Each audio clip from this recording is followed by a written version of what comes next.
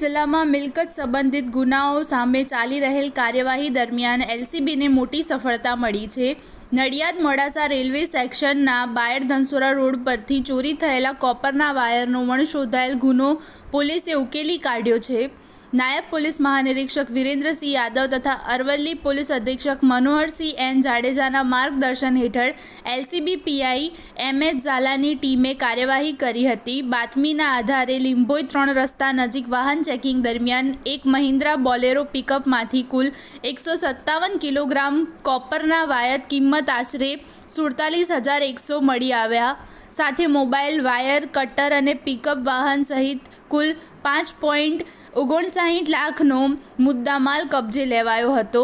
આ મામલે આરોપી રોશનલાલ સુજમલ ગુર્જરને ઝડપી લઈ આગળની તપાસ માટે મોડાસા રૂરલ પોલીસને સોંપવામાં આવ્યો છે। અન્ય સાગરીતોની શોધખોળ ચાલુ છે।